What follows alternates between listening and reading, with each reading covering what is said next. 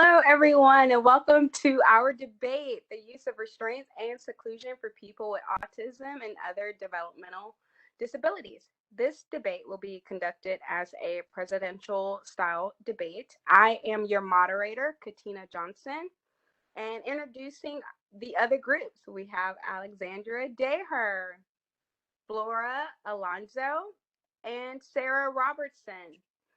The use of physical restraint and management of psychiatric patients has a history dating back at least 300 years, with its origins in society finding a quid pro quo legal justification for taking actions against unruly citizens.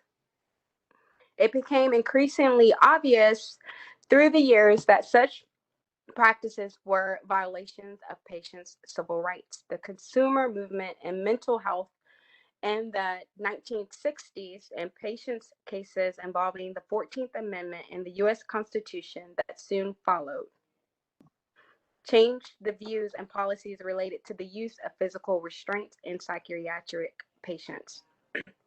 Restraining patients to stop their assault towards others or themselves has a history dating back at least 3 centuries. Restraints can take one of three forms. One, physical restraint is the involuntary restrictions of a patient's freedom of movement by one or more staff members. 2, mechanical restraint is the involuntary restrictions of a patient's freedom of movements with straps or portable restraint boards. And lastly, chemical restraints. It's the involuntary restriction of patients' freedom of movement with medication. In this debate, you will hear arguments for and against the use of restraints and seclusion for people with autism and other developmental disabilities. Please keep an open mind and let your opinions be guided by research and ethics. This debate will start with a question from me and a response. After response, I'll give the opposing side a time to respond. We will take a few questions and conclude the debate. The time frame for this debate will be between 30 and 45 minutes. All right, so let's get started. Question 1. A chemical restraint involves the use of drugs, usually a sedative or antipsychotic, and is administered to control dangerous behaviors that a patient may engage in that could lead to serious injuries to themselves or to others. This question is for you, Allie. Why are you against chemical restraints? And can you discuss alternative ways to control these dangerous behaviors? Thank you, Katina. That's a really good question. Chemical restraint involves the use of drugs to sedate a client and cognitively and physically prevent the client from engaging in challenging maladaptive behaviors such as aggression, self-injurious behaviors, and property destruction. Chemical restraint began around 1952 with the use of the drug chlorpromazine and is still used today.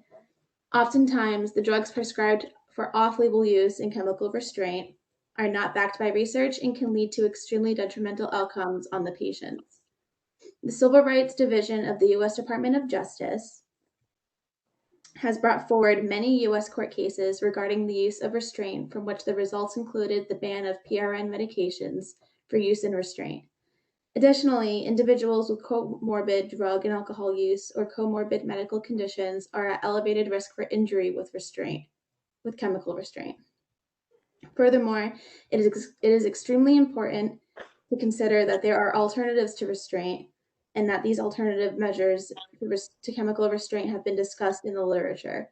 Some of these alternatives include de-escalating strategies such as one-to-one dialogue, individualizing care for clients, and being cognizant of precursors to dangerous behaviors such as schedule changes and medications that they might take for pre-existing conditions. Ethical Code 4.09 demands practitioners to use the least restrictive interventions first. Using chemical restraint as soon as dangerous behaviors occur violates that behavior.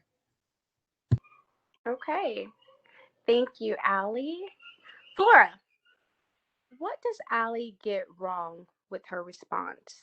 And why is it safe to use chemical restraints to control violent behavior? So, Ethical Code 2.0 states that behavior analysts have a responsibility to operate in the best interest of the clients. If the client is referred to us and they have been prescribed a drug such as antipsychotics or anesthetics like ketamine by their doctor or psychiatrist, we can assume it's in the client's best interest to continue to take this medication. If we were to stop the medication, it could be harmful for the client. And what we don't want is to encourage them to stop taking their medication and they have a violent episode injuring themselves or others. De-escalating strategies can be used, I agree, on less extreme behaviors. But if someone is extremely violent or injuring themselves significantly or as staff members, it's important to immediately get that situation under control, even if that means using chemical restraints.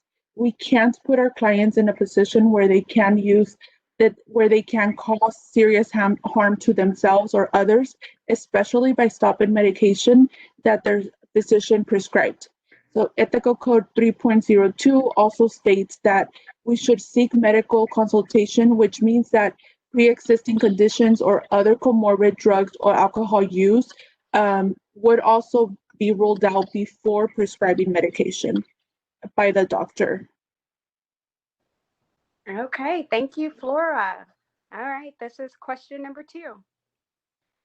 And this question is going to go to you, Flora, first. This Some anti-restraint groups argue that restraint should never be used under any circumstances. What do you say to that? And when is it appropriate time to use restraints? Thank you, Katina. That's a great question. There is an agreement amongst professionals that physical restraints or seclusions should only be used when dealing with serious aggressive behaviors. This could be found in Friedman and Crabb 2018. If there is an alternative intervention where neither is necessary, it is recommended to use the alternative solution. When there is the need for seclusion or restraints, there are different guidelines to assure the individuals involved are safe, including post-seclusion or restraint reviews. In a study conducted in 2018, Gowlett, Lauren, and Limix 2018 presented a post-seclusion and/or restraint review. This is referred to as PSRR intervention. This intervention allowed for employees who conducted the restraint or seclusion to have a discussion with the individual and receive their perspective of the event. This is important as many of the arguments against seclusion and restraint indicate that there is a disconnect from the individual and the person placing the restraint. There are situations when it is necessary to use restraints, for example, when there are severity of self-injuries or aggressive behaviors, and they need immediate use of aversive procedures. As behavior analysts, it could be argued that it is unethical to refrain from using restraints as it could prevent an individual from harming themselves or others. Again, we are not arguing that the restraint or seclusion should always be used, but there are instances when alternative solutions have not been effective. The self-injurious behaviors I am referring to includes hand biting, head banging, eye poking, or cutting, as well as aggression towards others that include attacking others, throwing furniture, or breaking windows. If there is no intervention in place that is effective for these behaviors, they could cause injuries as well. Restraints and seclusion is commonly used as a last resort after thought out planning for individuals to present with psychiatric, intellectual, and developmental disabilities, especially those who exhibit aggressive behavior. And this can also be found in Friedman and Crabb 2018. There are multiple trainings that could support staff that are working hand-on with individuals who might engage in challenging behaviors such as safety care. It's one of the places as well. This could support staff in how to manage challenging behavior safety before implementing restraints or seclusion. The website is also available at the end of the PowerPoint. Code 4.08D states that behavior analysts should make sure that aversive procedures are accompanied by increased level of training, supervision, and oversight. This is from Bailey and Birch 2016. Each organization and the government have policies conduct training, and the staff behaviors are considered when we're considering to use restraint and seclusion. So therefore, as a last resort, seclusions or restraints are appropriate to use as long as all codes of ethics are not violated and there is training, supervision, and oversight of the process. Oh, thank you, Flora.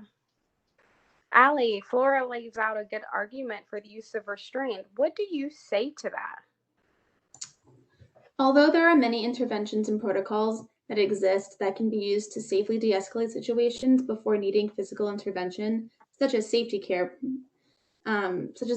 protocol that was mentioned previously, the use of restraints and seclusion should be avoided except in absolutely extreme cases of danger for all individuals involved. Furthermore, there is reluctance in the field of intellectual disabilities to use restraint and seclusion procedures that may impact personal freedom or inflict any pain. And it is stated that the general goal of any behavior management plan is to build an adequate repertoire of adaptive skills, thus mitigating the need for the person with intellectual disability to resort to aggression or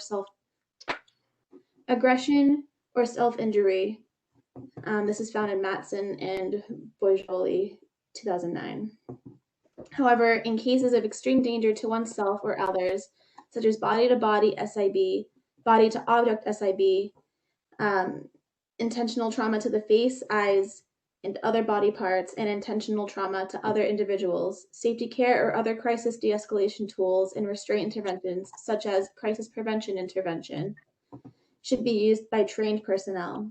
It is also important to have someone on the outside of the restraint to monitor it for safety, to make sure that it is being implemented correctly, and to ensure that injury does not occur to any of the individuals involved. Both Safety Care and CPI advocate for the use of verbal, non-physical de-escalation techniques before utilizing physical management. These requirements align with Ethical Code 4.09, which states that behavior analysts review and appraise the restrictiveness of procedures and always recommend the least restrictive procedures likely to be effective. Thank you, Allie. Okay, moving on. We are at question number 3. So are there any concerns for health risks, physical or mental risks for clients that have been involved with the use of restraint or seclusion? Yes, absolutely. There are significant risks, physical and psychological, to using restraint and or seclusion in addressing maladaptive behavior. First, restraint may result in death to the person being restrained, but there is also a threat of emotional harm being done to the person being restrained and or to the person performing the restraint. A 2009 study by federal auditors reported hundreds of instances between 1990 and 2009 where improper restraint led to injuries, and another study in the same year by the National Disability Rights Network chronicled dozens of specific cases of young children, many of them being autistic, being suffocated or badly injured while being improperly restrained. In 2014, the National Autism Committee reported that only 32 states had statutes or regulations providing meaningful protections against both restraint and seclusion for students with disabilities. One of the major critiques of the use of restraint is the humiliation of the person being restrained may suffer. Also, physical restraint can oftentimes elicit past memories of abuse that the person being restrained may have suffered prior. Second, a study of emergency restraints found that around 1 in 3 restraints resulted in injuries, even though most of those injuries were minor. Emergency restraint is defined as physically holding or securing a person to protect that person or others from behavior that poses imminent risk of harm.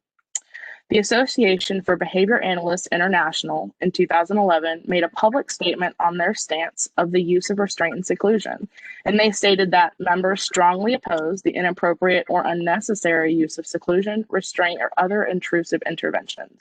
They also stated that emergency restraint should only be used for dangerous or harmful behaviors that occur at unpredictable times that make the behavior not amenable to less restrictive behavioral treatment. This means that restraint and seclusion need to only be used in times of crisis when other less intrusive measures have been completely exhausted, and not just because it is more convenient for the staff member to control the interfering behavior.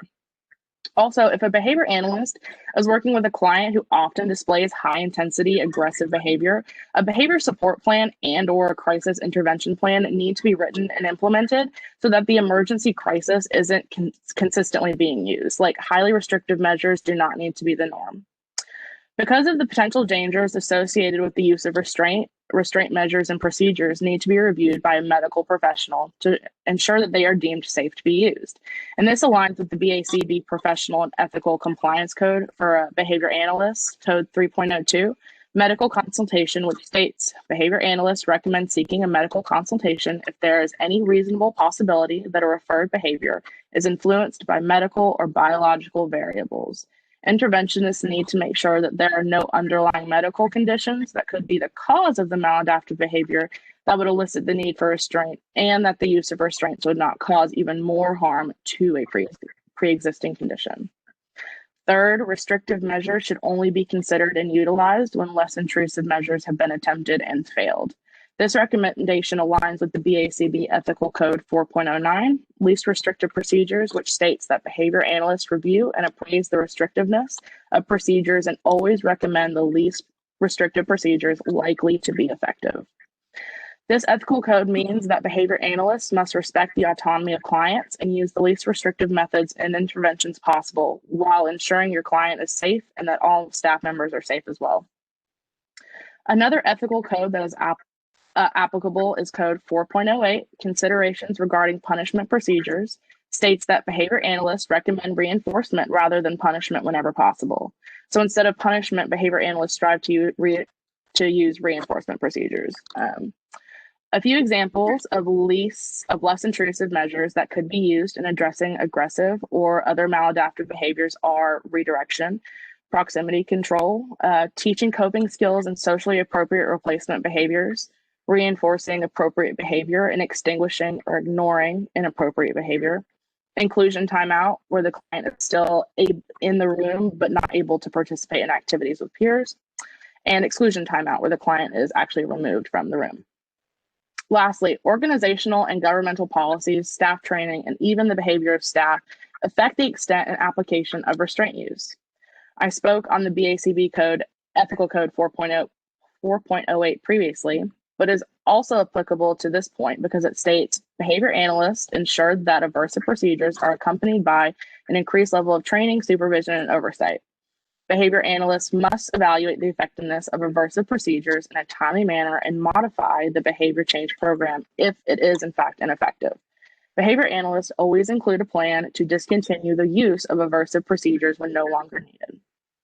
Restraint or seclusion procedures should be implemented only by staff who are fully trained in their use, receive regular in-service training, demonstrate competency using objective measures or performance, and are closely supervised by a BCBA or a similarly trained professional. And the use of restraint and or seclusion needs to be monitored on a continuous basis using reliable and valid data collection that permits objective evaluation of its effects. It is also key to remember that restraint and seclusion interventions need to stop being utilized when it is clear there is no longer a need for them.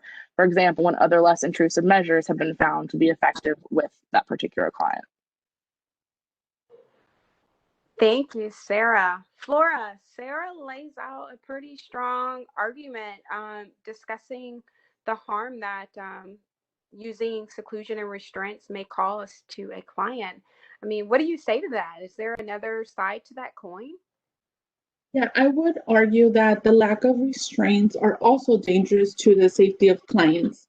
In every state in our country, there are laws governing that use of restraints for children while in cars. You will get a ticket if you don't restrain your child, and your child can get seriously injured or killed if they aren't restrained properly. I also would argue that if a parent has a child that is consistently eloping and it's in unsafe environments, it would be safe to have the child tendered to you while in public. They have the backpacks where you can attach to your child, and there's a bracelet for the child as well. I don't believe those are types of restraints while causing long-term mental or physical harm to a child, that they are potentially will save the child's life.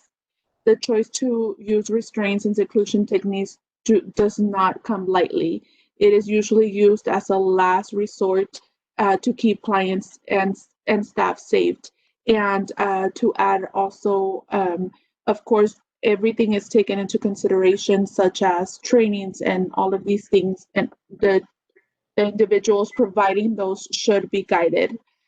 Here you see an example of a usual restraint of what we usually think of. We immediately think of these are safe restraints that well-trained staff would perform. We have the different types of restraint depending where the client or the child is, but we don't think of other restraints like the backpacks to help parents have their child safe near them. Thank you, Flora. Okay, so Sarah, talk to me about quality of life. Do you think that seclusion and restraints affect the quality of life of individuals with intellectual disabilities? Yes, I do believe that they can. There were 7 major reoccurring themes that discussed how a client's quality of life could be, in fact, compromised by using restraints and restrictive procedures. They are trauma and re-traumatization, dehumanization, distress, fear, feeling ignored, loss of power, and control. I will provide a short summary of each. So, trauma and re-traumatization. Some people being physically restrained have reported the feelings of past trauma surfacing back up, like I touched on earlier, as well as some patients actually believing that restraint techniques are anti-recovery in nature and can ultimately make patients fearful of any future treatments. There was also a staff perspective taken into account, where it was stated that some staff members performing restraints actually become hardened to it over time and have very little to no emotional reaction regarding the restrictive measures. Dehumanization.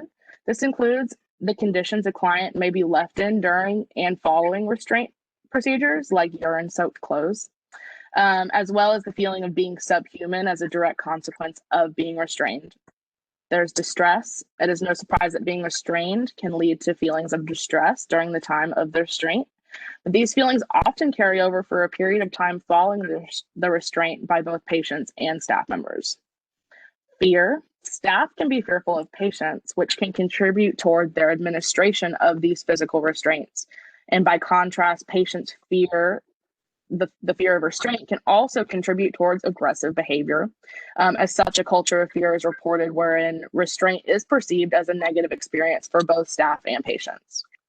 Feeling ignored. This theme captured a disconnection between staff and patients. For example, patients perceived that staff ignored their distress prior to the restraint, which ultimately led staff at a later point to intervene and restrain the distressed behavior in these patients.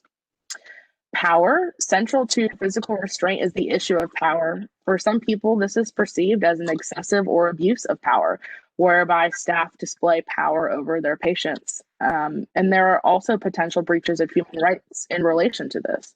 Consequently, some people feel powerless as a result of being physically restrained. Control. Some people being restrained reportedly feel loss of control and believe that restraint is a way for staff to ultimately control patients and their behavior. Thank you, Sarah. Flora, what is Sarah missing? What is she getting wrong with her answer on how restraints and seclusion impact people with disabilities? So I think we have to think that about challenging behaviors. So challenging problem behaviors such as aggression, self-injury, and stereotypes present in a person with intellectual disabilities could affect their quality of life. Therefore, restrictions or restraints might be beneficial as a last resort to support the individual and their families. Using restraints could prevent an individual from getting injured, and there is always consent received from that individual or the family or the individual's family before implementing any of the restraints or seclusion. The Association for Behavior Analysts released a statement in which it opposes the use of restraints or seclusions that are conducted erroneously but support behavior analysts who are ethical. They are provided with guidelines for acceptable safe practices. So in addition, the Association for Behavior Analysts and the National Institute of Health established a set of guidelines that states that it is unethical not to use restraints and other restrictive measures if they are likely to be effective and if less intrusive methods do not have a database to support effectiveness, particularly when the possibility of harm is imminent. So there was also one constructing view to most of the findings regarding the use of restraint, and that is that some patients reportedly perceive physical restraints to have calming effect. This implies that being physically restrained is perceived as a subsumption of patients as a method of achieving a positive outcome in some way. Okay, thank you, Flora. All right. You guys have done so well with the questions. We're going to take a few questions from the audience now. All right. Question 1. A lack of training may be a potential issue for those who perform restraints. Are there any strategies or methods that can help improve training for administering restraints and seclusion to decrease the need of restraints? There are multiple organizations that focus on providing extensive and comprehensive training to staff, teaching them to recognize when it is and when it is not appropriate to implement restraint and seclusion protocols. The goal of these protocols are to maximize the safety of everyone involved in a crisis situation, including the client stakeholders if involved, and the staff personnel. Many trainings aim to support staff and to teach them the skills to recognize and address precursors and to utilize de-escalation techniques prior to using restraint and seclusion methods. An example is QBS.com. QBS provides extensive training opportunities for staff personnel working in human services organizations that work closely with individuals who may display dangerous maladaptive behaviors. All QBS training is designed to prepare the staff to engage in skilled, competent, creative, and effective methods of addressing behavioral challenges. And I would like to add that, as I mentioned before, there are multiple strategies that could improve trainings for administering restraints, such as post-seclusion and or restraint review, which is PSRR. So PSRR is an intervention that takes place following a seclusion or a restraint incident. During the intervention of PSRR, the employees who implemented the seclusion or restraint discuss the incident with the individual and receive details of their perspective. This allows for the employee to receive direct feedback of the process of the seclusion or the restraint. The results indicated that the nurses and the individuals were able to restore that therapeutic relationship.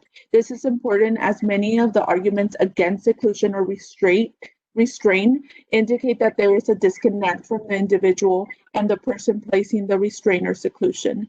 In addition, the data indicated that there was a decrease in seclusion interventions after the intervention 6 months following the PSRR versus the 6 months prior to conducting PSRR.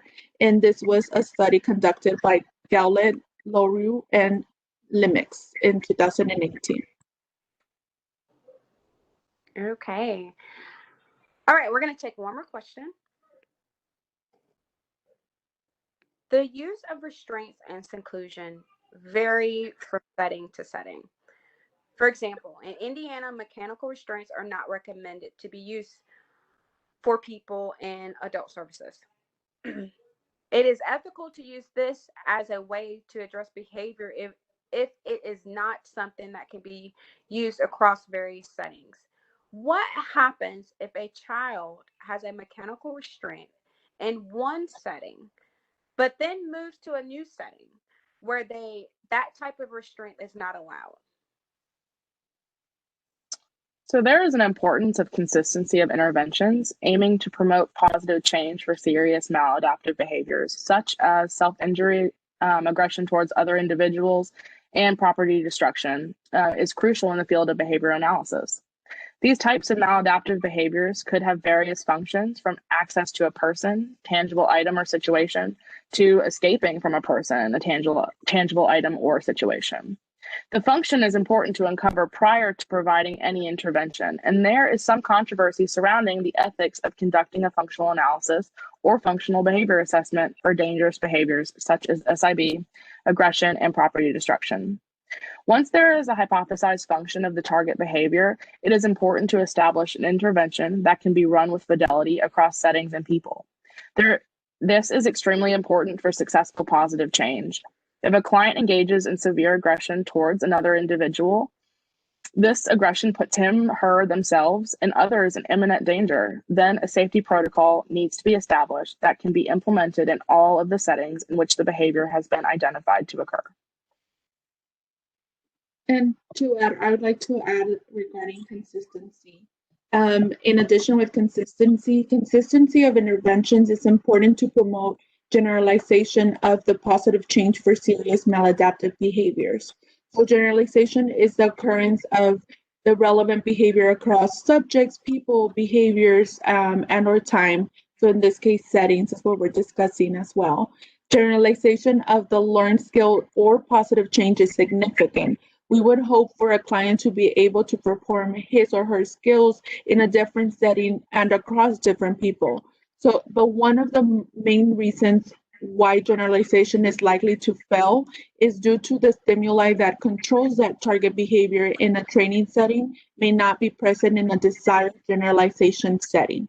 So this is another reason why it's important. Lastly, Code 1.01 in the Professional and Ethical Compliance Code for Behavior Analysts states that behavior analysts must rely on scientific evidence as a basis for our practice.